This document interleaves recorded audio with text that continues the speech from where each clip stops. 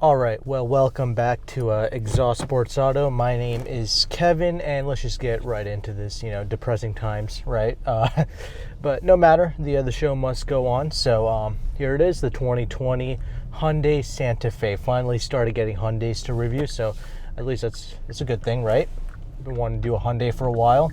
So a little bit about the 2020 Hyundai Santa Fe, right? Well, let's just first of all start off with the looks. Kind of some people thought it was controversial. I personally am okay with it. I mean, designs tend to grow on me after a little while. I think this is a crowded market, and they're trying to stand out, and it does do a pretty decent job doing that, right? It's got a pretty aggressive front fascia thing going on. However, it's I will point out, it's kind of reminds me of like the 2014 Cherokee, the Jeep Cherokee, when that first came out. I remember that had a kind of that slim headlight thing going on. But anyway, I think the looks are fine. But again, you can make up your mind about that. And again, leave your thoughts down in the comment section below on what you think about the looks and this vehicle in general, right? Anyway, let's talk a little bit about some of these driving dynamics, shall we? Well, some specs for you. This vehicle, this is the turbo model, so this is like pretty much fully loaded, except it doesn't have the all-wheel drive. So this thing stickers for around like 38 grand. That's the MSRP on this thing. You can go to a dealership and probably get some incentives, but for the most part, MSRP, this is 38 grand, which, it's pretty much right in line with like the Honda Pilots, the RAV4s, CX-5s, stuff like that, right? That's kind of the competition. And this being the turbo engine, it's got 235 horsepower and 260 pounds-feet of torque. There is a regular 4-cylinder on option, and that thing produced about 185 horsepower and 174 pounds-feet of torque.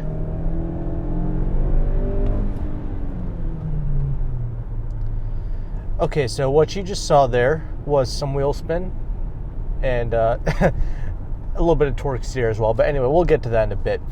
This vehicle weighs about 4,000 pounds, so it is quite a bit on the heavy side. However, that also kind of aids in giving it that sure-footed feeling, because it has a decent amount of weight to it.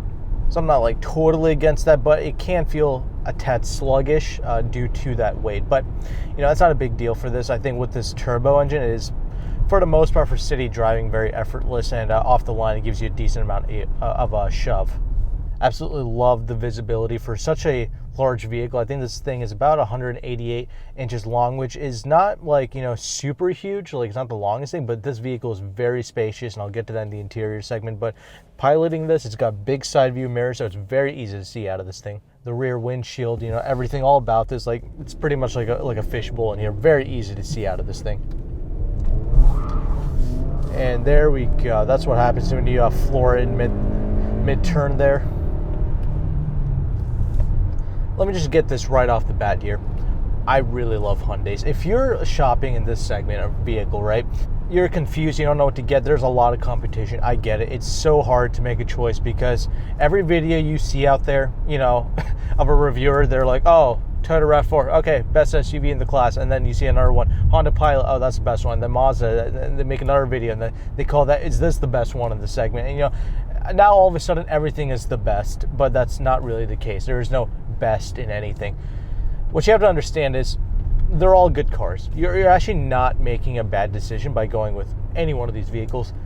And this Hyundai is absolutely no exception. I mean, this is an excellent piece of machinery right here, and you're doing yourself a huge injustice by not checking out these vehicles. And I get it, some of you might be turned off by the badge. You might be like, oh, is this really as good as those vehicles? Let me tell you this, if you're confused and you don't know where to start with these Korean vehicles. These are some of the most well-rounded vehicles that you can possibly get on the market. And what do I mean by that? It kind of does everything well.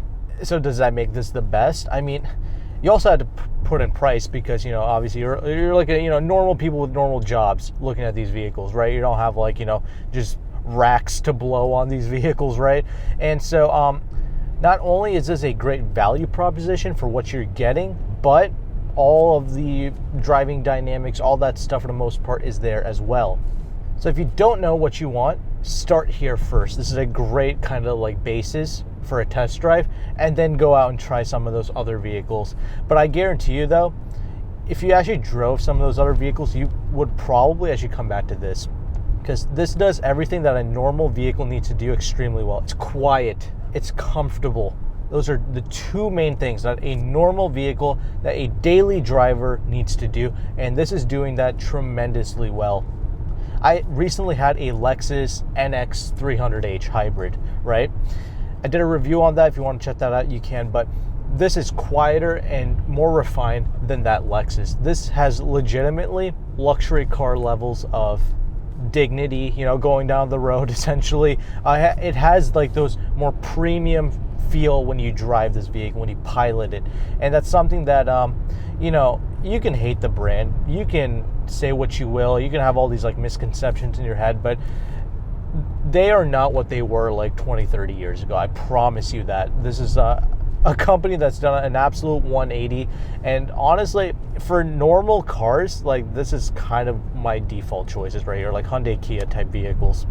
Like, I'm surprised at just how like noisy some of the competition is, even some of the more premium competition can be. It's really like Mazda and Hyundai. They're like one of the more quieter vehicles I've noticed. Like, when you go up to the highway, sure, a little bit of noise protrudes, but like that's normal. I had an LS 500H as a test vehicle. That thing had a decent amount of road noise and tire noise out on the highway speeds as well. So you can't really escape that. And this vehicle, especially around town, very nice, very quiet.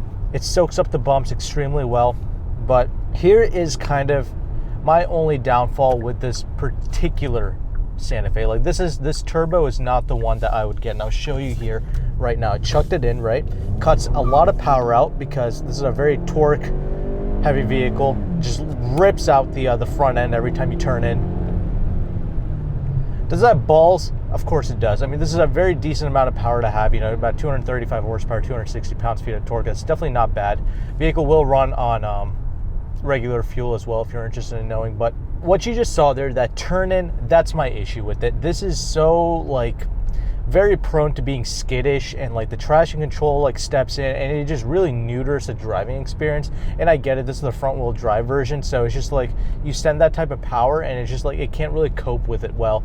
And it really becomes evident when you try to make a big left-hander type turn into traffic. Like it blows the confidence that you have in this thing, because otherwise it's really composed, it's really nice to drive, but it's just like that initial, like when you turn and you accelerate, it's not good. And that's why I would just go for the regular 4-cylinder, because I know the type of person who's going to be buying this vehicle. There are normal people who like to, you know, overstep their boundaries, pull out in front of me and do 10 miles per hour below the speed limit, right? That's who's going to be buying this vehicle. Yeah, I know who you are. If you want to just do that, if you want to get in people's way, just get the regular 4-cylinder. You're saving like so much cash. You're getting better MPGs, which this isn't terrible. I'm getting like, you know, with aggressive city driving, I'm getting like 20 MPG, which is not the worst thing in the world, but I respect that for a turbo engine. And this engine itself is great. It's just like the power, like the way the power gets delivered, that's the issue. And when I turn off the traction control, it still kind of kicks in. You know, even with the stability off and everything, it still kind of like saps out the power. It's just like too much for it to handle. Like Mazda does a pretty decent job of cutting out power. Like they do it in a refined way. Like, you know, their turbo 4-cylinder makes a lot of power as well. And they're both about the same speed, I feel like, in a straight line. But I feel like they cut the power in a more like natural way. This is just kind of very like uncontrollable, if you will. And that especially becomes evident when it's kind of rainy out, like it has been here. Then you essentially have no grip. And this thing is riding on some 19-inch wheels with 235 wide tires. I like the width of these tires, that's pretty good. But they're like these kind of nonsense, like hand-cooked tires. That's what's on these vehicles. So, you know, if you had better tires, sure, like some Michelins or Continentals, it might help out a little bit. But I don't know. I would just get the regular 4-cylinder, man. That would pretty much solve my only real issue that I had with this vehicle in terms of driving it.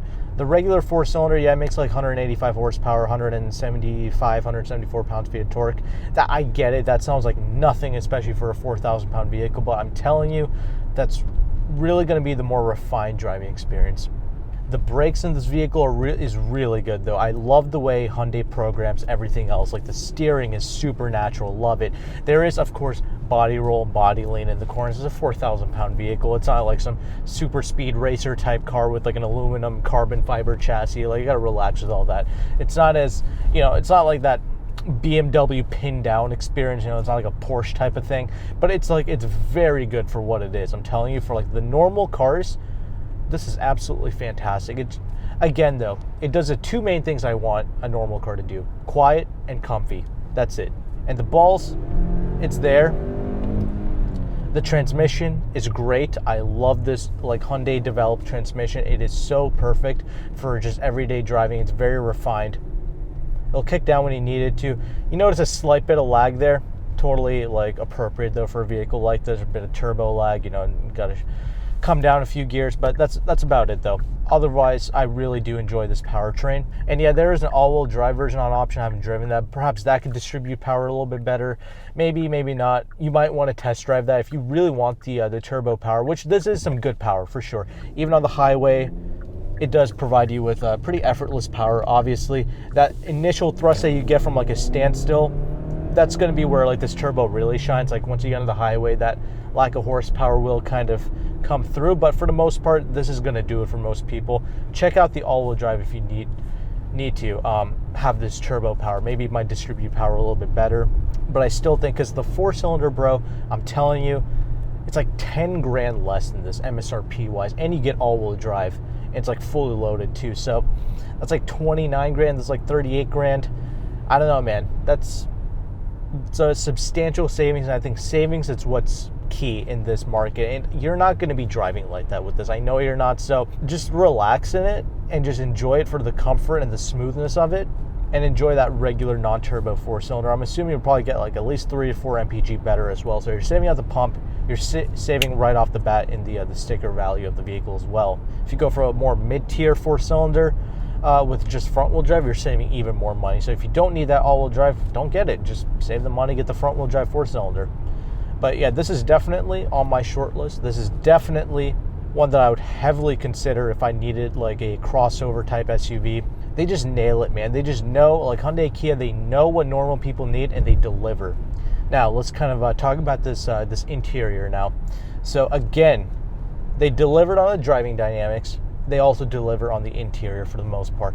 They even outdo some luxury brands in terms of what you get. Like, they give you a lot more standard features and stuff like that. This particular one, this is fully loaded, so it's got everything. It's got the heated and cooled seats, the heated steering wheel, heated seats in the back as well. So it's really got everything you actually need. Like, this is pretty much loaded up like a luxury car trim would.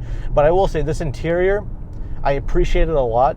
And if you're comparing this to like a Mazda, the Mazda has superior like materials, right? Like the better leather, like the nicer kind of aluminum and wood treatments and all that stuff, right? So it has like that more premium feel. This one, it uses like the cheaper materials, all around the dash, or like cheaper plastics. But one thing though, this, much like the Mazda, it's so solid. That's what I love. Like, there's no creaks and rattles in this vehicle whatsoever. I mean, this particular press vehicle has about 4,800 miles on it, and still as solid as can be. So the way it's put together is extremely nice. I love that. You kind of like touch up on everything here. Extremely well done. Very nicely built. So that's what I love. And this particular one, yeah, it does have the nicer materials. Like these seats though, these seats, they have like this Genesis G70 type of quality to it, in terms of like, it's like a very kind of stiff, like durable leather. I actually think it's real leather. I'm not sure whether it is or it isn't. It's really nice in terms of the durability. And you might be thinking, oh, it's like a stiffer leather. Like, is it going to be comfortable? Yeah, I've been driving around in it, and personally, I do think it's comfortable. They did a really good job of that. So far, I mean, with the, in general, like driving dynamics of it, it's a complete non-fatiguing experience, and that with these seats, I think it's really good. So they're actually decently supportive as well. I think they personally did a great job, but definitely check it out. I'm sure some cloth options are available as well when you go down in trim level. But no, I do appreciate these seats. I really do think they're going to wear extremely well. Very similar to like the Genesis G70, I feel like. The steering wheel, I love the size of it. I like the shape of it. They do a great job of that as well. You have some nice little buttons here. I'll get to that in a bit. You got the one-touch up and down windows for just the front two windows here, but the rear, it's like you have to actually, like, it's not one touch. You have to like keep going with it. But it actually has like double paned glass. Will you believe that? I mean, the Lexus NX I had didn't even have double paned glass. So there's definitely a decent amount of quality put into this vehicle, like NVH, that sort of thing, to really help like make it a non-fatiguing experience. And it's got all the nice little features that you want. It's got the memory seats, of course, electric seats for both the front two seats here. Safety features galore, of course. It's got all that stuff going on for lane keep assist, the blind spot monitoring. It's got all that stuff right here. and the forward collision mitigation thing's got that as well as stop on its own. You have the auto headlights, you got the auto windshield wipers, you got all that stuff in this particular trim model as well. You have this gauge cluster, right? So, they did a pretty decent job with it, I guess. Kind of unnecessary. I kind of like what they were doing before where they had like the physical gauge cluster. I don't know if you go down in trim, you might still get that, but this has like the digital speedometer in the middle here and does a good job. I mean, it's very legible. It reacts extremely well, so I'm not like against it, and it's still got like the great center like help screen thing that shows you a lot of great information. It's very easy to navigate and go through. It's definitely not bad. And of course you have the fuel, coolant, temp gauges right here. You have a physical tachometer as well, so definitely not bad. It's very easy to navigate. It's not like the best screen quality or anything like that, but it's still pretty good, I would say. Very legible, no issues there. And speaking of tech, that's another thing that Hyundai Kia just kills it with. It is so easy to understand and utilize all the tech that they put in here. Like, there is legitimately like a luxury car level of tech in here, but it's so digestible to normal people. Like, I'm never like intimidated by using the tech in this vehicle, and that's just a great thing, because a lot of these vehicles, I get into luxury cars in particular, and they are so bougie, they are so strange and foreign to use. I mean, this is just, it comes natural. You don't need anybody to teach you any of this stuff, like this infotainment. They haven't changed it. Granted, it does look a tad bit cheap where it's just stuck up like here like a tablet. However, it does kind of look like a toy up here, but you gotta admit though, the tech does work extremely well. Very easy to connect your phone, access all the media and all that good stuff. The nav, you have physical tuning knobs, volume knobs, love it. And you have some great controls on the steering wheel as well. Just very easy, just very like common sense stuff. I feel like their ergonomics are like just through the roof. I mean, they've kind of overtaken Toyota in that aspect. I feel like Toyota's kind of unnatural to use now. I feel like these still very natural. Everything comes to you very easily. Climate control, totally separated from the screen. Always love to see that. Very simple to use. All your heated and cooled seat functions, heated steering wheel functions, very easy to access right here. They just don't screw the simple stuff up, and I love that. You even have a just regular kind of gear selection thing here. No like strange things like electric knobs and stuff like that. None of that. Very simple to use. You have your drive mode selection here, which I just leave this thing in normal. I don't want this thing to be any more aggressive than it already is, so that's the mode I use. Granted, I didn't really notice a huge difference in sport mode and stuff like that in this particular vehicle, but anyway, you have like cameras galore. They did great backup camera in this vehicle. I mean, I'm not usually like a huge advocate. I mean, I'm just like, just use the mirrors to park your car, but I have to admit the backup cameras and stuff like that, very good in this vehicle. Electric parking brake does have the auto stop start. Granted, it's not super intrusive, but I do still turn it off regardless. You do have to always hit that button to do that, however. Very good amount of storage space. You do have a wireless charger here. Granted, it's not super fast, but I think they've sped it up from older models, but it's still kind of slow. It's okay though. At least it's a place to put your phone and get some juice out of it, so not too bad. USB, stuff like that. Apple CarPlay, Android Auto, it's got all that stuff. Great amount of storage space as a whole though. Center armrest, glove box, all good stuff there. Infinity audio system. It's not gonna blow you away, but it's a good system. Like, you tweak with it, you tweak the bass, the treble, it's pretty good. I don't mind it, but just keep in mind, it's not like the greatest thing in the world, but it is good. It's a good audio system, so I do like that. Panoramic sunroof. Very baller, I have to admit. So far, no creaks and rattles coming from that, but yeah, nice big piece of glass though, so you had to be kind of wary about that, but yeah, it does look pretty good when it's open though. One thing that's kind of strange though is this headlining material. It reminds me of like athletic apparel, like some sweatpants type of thing going on. Like, it's very, I've never seen a pattern like this before. It kind of threw me off a little bit. Very strange, but perhaps you can change that. Maybe you can get it in black or something like that. I don't know. It's kind of strange, but I guess when you're driving a car, you're looking forward, right? Not looking up here, so it is what it is. Now let's talk about that space in the rear though. Tremendous amount of space. This is not like the largest vehicle on the planet. Like, it's only like 188 inches long, but dude, this thing does a better job than most like mid-size luxury cars in terms of like rear leg space. I'm 5'11".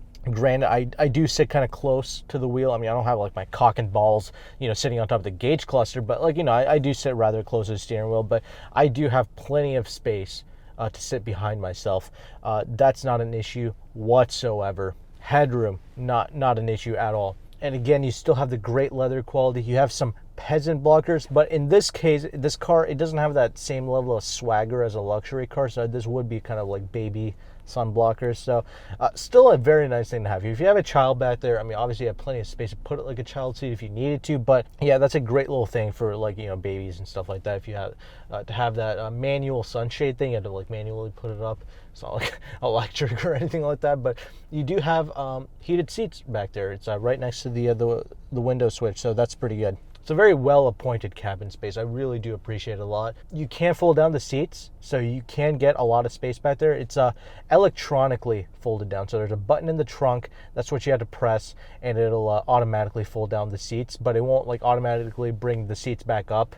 I felt like that would be like a good touch because, you know, speaking of the trunk, you know, the trunk is massive. Even with the seats up, it's tremendous. And this is not a 3-row, this is a 2-row, and that's kind of why there's so much space in this vehicle. But I'm just saying, though, I think this actually might be one of the larger vehicles in the class. Like the RAV4 was a nice size, but this has about the same amount of trunk space as a RAV4, but there's more interior leg space in the rear than a RAV4. So this is definitely one of the larger, more practical vehicles, I feel like. Very spacious.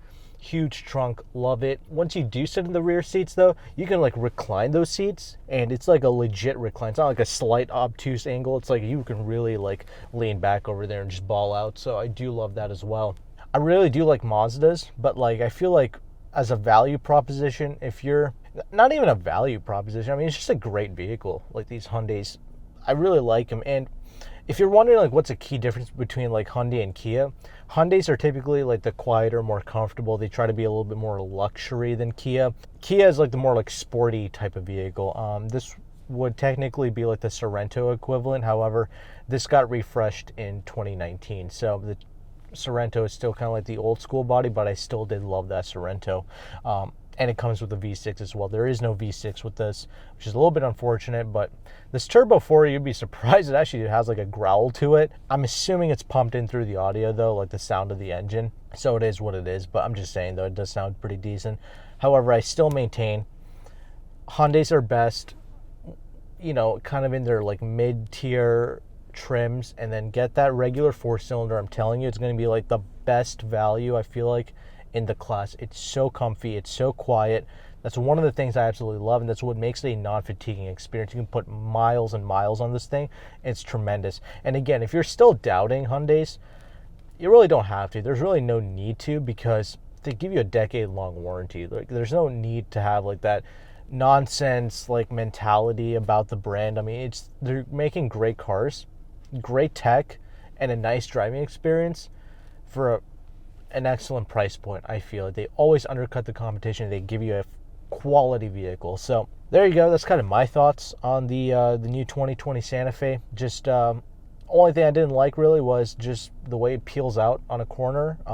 The way it kind of peels out, like there's not a lot of grip in the rain, but otherwise it's great. Again, get the regular 4 and you'll be happy with it.